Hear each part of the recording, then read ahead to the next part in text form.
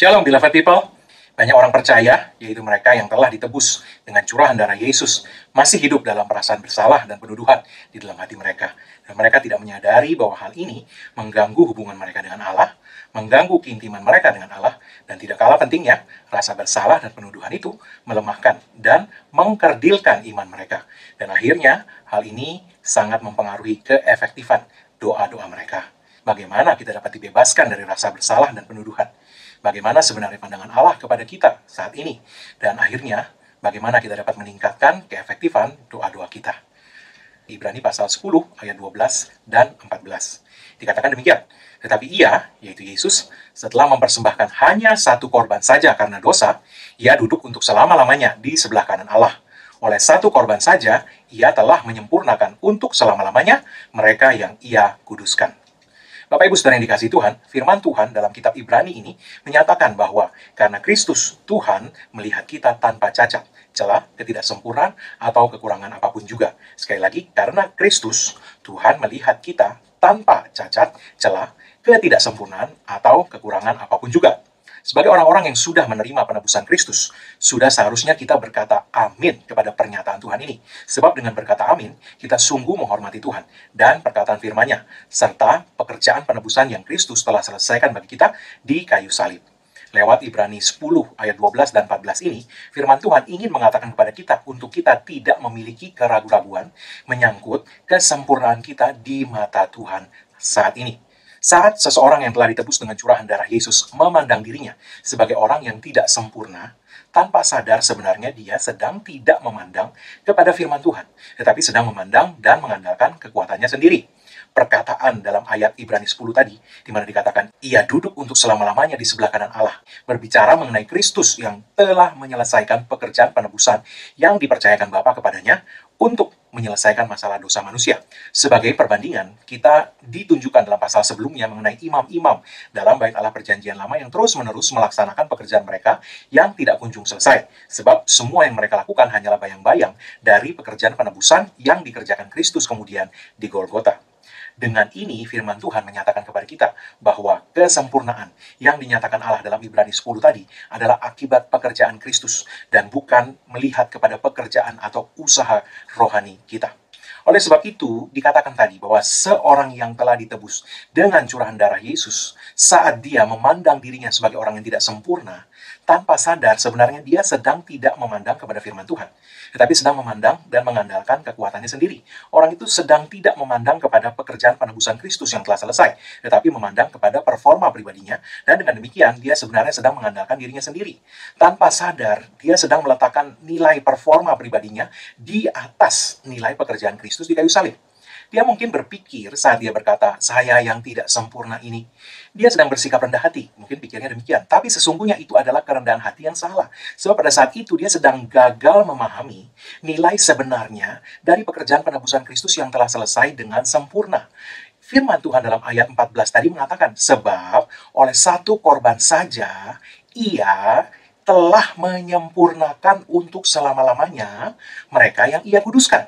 Sekali lagi, firman Tuhan dalam ayat 14 tadi mengatakan, sebab oleh satu korban saja, ia, yaitu Yesus Kristus, telah menyempurnakan. Untuk berapa lama? Untuk selama-lamanya mereka yang ia kuduskan. Apakah kita menangkap apa yang Tuhan katakan ini? Ataukah mungkin Roh Kudus salah mengilhami penulis kitab Ibrani sehingga dia menuliskan hal ini? Tentu Roh Kudus tidak salah. Berarti kita yang perlu menangkap dengan benar apa yang Tuhan sedang sampaikan kepada kita lewat ayat-ayat ini. Tuhan berkata lewat firman-Nya ini, kamu bukan hanya telah dikuduskan, yaitu diampuni dosanya, ditebus dari segala hukuman dosa, dan dijadikan kudus. Tetapi juga dengan pengorbanan tubuh Kristus yang sama itu, kamu telah dijadikan perfect, sempurna. Sehingga dengan satu korban saja, Yesus Kristus telah menjadikan kamu kudus dan sempurna di mata Tuhan. Bapak Ibu Saudara yang dikasihi Tuhan, Yesus Kristus telah menebus dengan sempurna segala dosa kita dan membebaskan kita dengan sempurna dari segala tuntutannya. Itulah sebabnya hari ini Yesus Kristus duduk di sebelah kanan Allah Bapa. Bukan sekedar karena dia adalah anak Allah, tapi sebab utamanya adalah karena dia telah menyelesaikan pekerjaan yang diserahkan Bapa kepadanya dengan sempurna, yaitu pekerjaan untuk menebus kita dari segala dosa kita. Penebusan Yesus telah selesai sepenuhnya dan pekerjaan penebusan itu sempurna. Jadi itu sebabnya Ibrani 10 ayat 12 dan 14 tadi mengatakan oleh satu korban saja dia telah menjadikan kita sempurna, menjadikan sempurna mereka yang ia kuduskan. Jadi dengan satu korban Yesus Kristus tidak hanya menjadikan kita kudus, tapi dia juga menjadikan kita sempurna. Kita sekarang kudus dan sempurna di mata Allah oleh karena Kristus. Oleh sebab itu, jangan biarkan diri kita dipenuhi dengan kesadaran akan dosa dan kekurangan-kekurangan kita. Alkitab dalam Ibrani 10 ayat 22 menyebut ini sebagai hati nurani yang jahat. Apa itu hati nurani yang jahat? Hati nurani yang dipengaruhi oleh iblis sang pendakwa untuk terus-menerus menuduh kita. Itu dia hati nurani yang jahat. Sebaliknya, oleh karena Kristus dan oleh darah penebusannya, kita dapat dan telah memiliki hati nurani yang sempurna, yang telah dibersihkan dari hati nurani yang jahat tadi, yaitu hati nurani yang bebas dari rasa bersalah dan penuduhan. Mari lihat ayatnya, Ibrani 10 ayat 22. Karena itu, marilah kita menghadap Allah dengan hati yang tulus ikhlas dan keyakinan iman yang teguh. Kenapa? Oleh karena hati kita telah dibersihkan dari hati nurani yang jahat, dan tubuh kita telah dibasuh dengan air yang murni.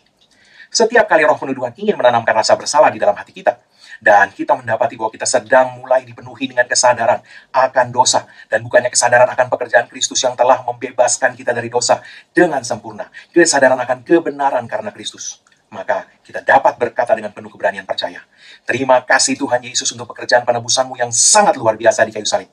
Pekerjaan penebusanmu sempurna, dan itu telah sepenuhnya melenyapkan segala dosaku.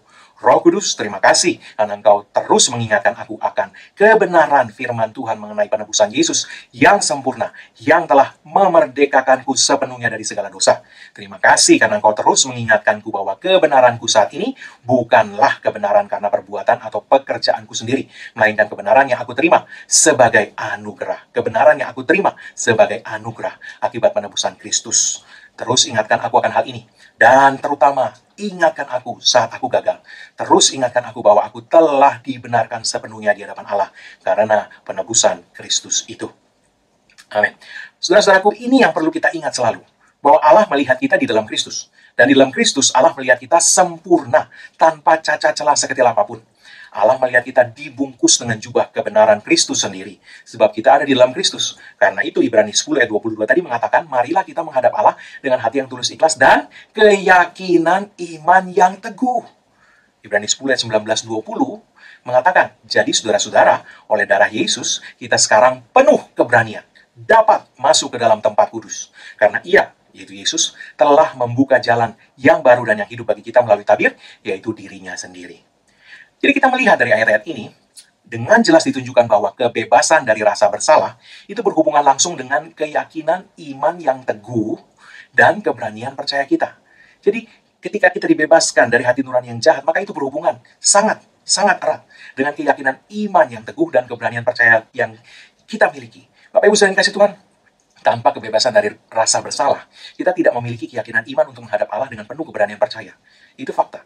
Tanpa keyakinan iman dan keberanian percaya, kehidupan doa kita akan sangat terganggu. Dan itu jelas akan langsung berhubungan dengan efektivitas doa-doa kita. 1 Yohanes 3 ayat 21 mengatakan, saudara-saudaraku yang kekasih, jikalau hati kita tidak menuduh kita, kita mempunyai keberanian percaya. Anda lihat, penuduhan berhubungan langsung dengan keberanian percaya. Begitu penuduhan dilenyapkan, maka kita akan bisa mempunyai keberanian percaya untuk mendekati Allah. Jadi, hanya jika kita telah dimerdekakan dari hati nurani yang jahat, yaitu hati yang terus-menerus menuduh kita, yang telah kita bicarakan tadi. Hanya jika kita telah dimerdekakan dari hati nurani yang jahat itu, barulah kita dapat memiliki keberanian percaya untuk mendekati Allah. Dan ini kemudian akan berhubungan dengan efektivitas doa kita. 1 Yohanes 3 ayat 22, satu ayat berikutnya, itu berkata, dan apa saja yang kita minta, kita memperolehnya daripadanya, karena kita menuruti segala perintahnya, dan berbuat apa yang berkenan kepadanya. Tapi Pak, itu dibilang bahwa doa kita dijawab karena kita menuruti segala perintahnya. Karena itu, jangan berhenti di ayat itu. Baca lanjut ayat selanjutnya. Dikatakan di ayat 23-nya, dan inilah perintahnya, Apa itu perintahnya? Supaya kita percaya akan nama Yesus Kristus, anak Allah, anaknya. Dan supaya kita saling mengasihi sesuai dengan perintah yang diberikan Kristus kepada kita. Nah, jadi perintahnya apa tadi? Adalah supaya kita percaya kepada Yesus Kristus. Yang artinya, jangan percaya pada diri sendiri, atau performa, atau prestasi rohani kita.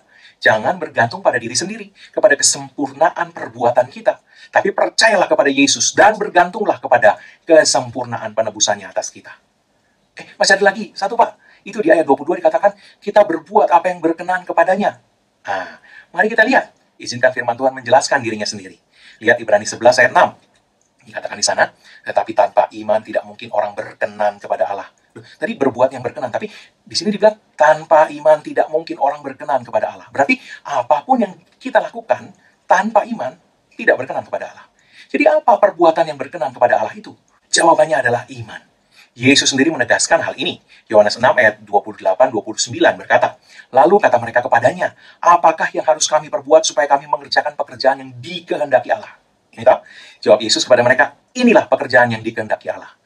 Apa? Yesus tidak mengucapkan 100 macam pekerjaan. Tidak. Dia cuma bilang ini, yaitu hendaklah kamu percaya. Percaya pada diri sendiri? Bukan. Percaya pada kesalehan sendiri? Bukan.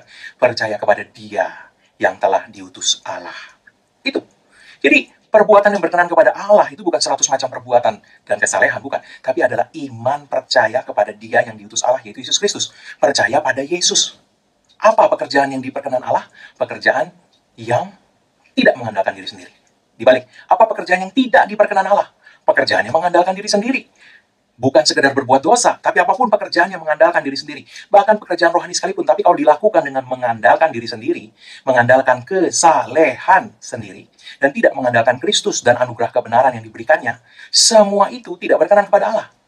Lihat Galatia 5 ayat 4. Dikatakan, kamu lepas dari Kristus.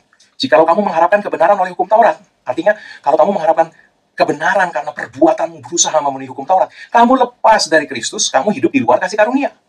Paulus berkata, kita lihat lagi, lebih jelas lagi Filipi 3 ayat 9. Dan berada di dalam Dia, bukan dengan kebenaranku sendiri karena mentaati hukum Taurat. Bukan karena tidak mentaati loh, karena mentaati hukum Taurat. Jadi ini perbuatan benar. Tapi Paulus bilang, berada di dalam Dia bukan dengan kebenaranku sendiri karena mentaati hukum Taurat. Melainkan dengan kebenaran karena apa? Bukan perbuatan, tapi kepercayaan. Karena kepercayaan kepada Kristus. Itu, yaitu kebenaran yang Allah anugerahkan berdasarkan kepercayaan. Jadi Bapak Ibu Saudara yang dikasih Tuhan, Allah menganugerahkan kebenaran kepada kita berdasarkan kepercayaan, bukan berdasarkan perbuatan mentaati hukum Taurat. Rasul Paulus sendiri mengatakan, dia berada di dalam Kristus bukan dengan kebenaran sendiri karena melakukan hukum Taurat, tapi karena kepercayaan kepada Kristus. Kebenaran yang dianugerahkan Allah berdasarkan kepercayaan.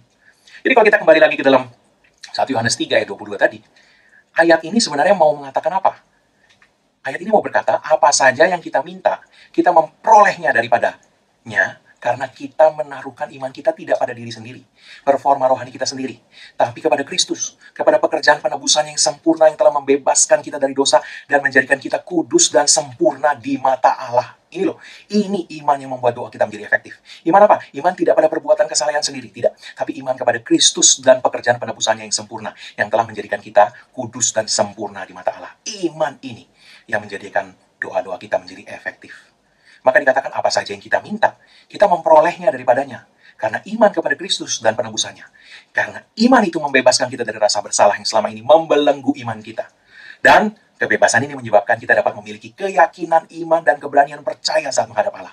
Dan ini yang kemudian akan menyebabkan doa-doa kita menjadi efektif. Dengan keyakinan, iman, dan keberanian percaya saat menghadap Allah, apa saja yang kita minta, kita memperolehnya daripadanya. Haleluya. Jadi ingat ini baik-baik. Penuduhan dan rasa bersalah adalah pembunuh iman. Sekali lagi, penuduhan dan rasa bersalah adalah pembunuh iman. Dan untuk membebaskan kita dari pembunuh iman ini, Yesus Kristus dengan satu korban saja tidak hanya telah menguduskan kita, yaitu mengampuni segala dosa kita, tetapi juga telah menjadikan kita sempurna di mata Allah. Sehingga kita dapat memiliki keyakinan iman dan keberanian percaya saat menghadap Allah, bahwa kita telah dibenarkan di hadapan Allah karena Kristus. Itu bukan kebenaran karena pekerjaan, perbuatan memenuhi hukum Taurat, tapi kebenaran yang dianugerahkan kepada kita karena kepercayaan. Dengan keberanian percaya ini, maka segala doa kita memperoleh jawabannya dari Tuhan. Haleluya. Mulai hari ini, jangan biarkan diri kita dipenuhi lagi dengan kesadaran akan performa kita, performa rohani kita pribadi. Tapi penuhilah diri kita dengan kesadaran akan performa Yesus yang sempurna dalam penebusannya menebus kita. Jangan terus-menerus memandang kepada diri kita sendiri lagi. Tapi alihkanlah pandangan kita kepada Kristus dan darah penebusannya yang tercurah di kayu salib. Jangan menaruhkan percaya kepada perasaan kita sendiri yang rentan untuk diserang rasa bersalah dari sang pendakwa. Kurang ini, kurang itu, kamu kurang ini, kurang itu, harus tambah ini, harus tambah itu. Kamu belum memenuhi syarat. Doamu tidak akan bisa mendapat jawaban karena kamu masih kurang ini, kurang itu. Stop. Jangan lagi menaruhkan percaya kepada perasaan kita sendiri yang rentan untuk diserang rasa bersalah dari sang pendakwa. Tapi taruhkanlah percaya kita kepada firman Allah yang mengarahkan mata kita kepada Kristus dan hasil pekerjaan penebusannya yang sempurna, yang dengan satu korban saja telah tidak hanya menjadikan kita kudus, tapi juga telah menjadikan kita sempurna di mata Bapa. Haleluya. Bangun kesadaran kita akan anugerah kebenaran yang telah dianugerahkan Allah kepada kita karena kepercayaan, bukan karena perbuatan baik. Karena kepercayaan dianugerahkan Allah kepada kita di dalam Kristus. Karena kepercayaan kepada Kristus, maka Anda membangun kesadaran Anda akan kebenaran yang dianugerahkan Allah kepada kita di dalam Kristus. Pada saat yang sama, kita sedang membangun keefektifan doa-doa kita. Amin. Sebelum kita menerima doa berkat, saya akan berdoa untuk semua yang sakit dan untuk segala kebutuhan Anda. Mari, semua yang sakit, angkat kedua tangan Anda di hadapan Tuhan. Karena ada tertulis oleh bilur-bilur Yesus, kamu sudah sembuh, maka dalam nama Yesus, jadilah sembuh. Dalam nama Yesus, iblis, angkat semua gejala yang kamu coba tunjukkan kepada setiap orang ini. Bahwa mereka masih sakit, gejala yang mau kamu pakai untuk membuat mereka berpikir firman Allah tidak bekerja atas mereka, angkat itu semua, menyingkir daripada mereka. Dalam nama Yesus aku menghancurkan kuasa sakit penyakit, kelemahan tubuh, dan segala tipu muslihat iblis yang mau membuat setiap orang berpikir bahwa firman Tuhan tidak digenapi atas mereka, tidak bekerja atas mereka. Dalam nama Yesus, aku perkatakan pemulihan sempurna, kesembuhan sempurna, dan kesehatan sempurna atas setiap orang. Dalam nama Yesus. Sekarang, bagi setiap Anda yang memiliki kebutuhan, sekali lagi, silakan angkat kedua tangan Anda. Dalam nama Yesus, Allahku memenuhi segala kebutuhanmu menurut kekayaan dan kemuliaannya dalam Kristus Yesus. Maka dalam nama Yesus, iblis hentikan semua pekerjaanmu mencuri dari setiap orang yang mendengarkan pemberitaan firman ini. Dalam nama Yesus, hentikan pekerjaanmu, menyingkir daripada mereka. Dan dalam nama Yesus, pasukan malaikat Tuhan, layani para pewaris keselamatan ini. Dan pastikan segala suplai supranatural sorga sampai kepada mereka. Dalam nama Yesus, setiap kebutuhan mereka terpenuhi menurut kekayaan dan kemuliaan Tuhan. Dalam nama Yesus. Amin. Mari, ini saatnya kita menerima doa berkat. Arahkan hati kita sekali lagi kepada Tuhan. Angkat kedua tangan kita di hadapan Tuhan. Dalam nama Yesus, apa yang Yesus Kristus telah kerjakan sempurna di kayu salib.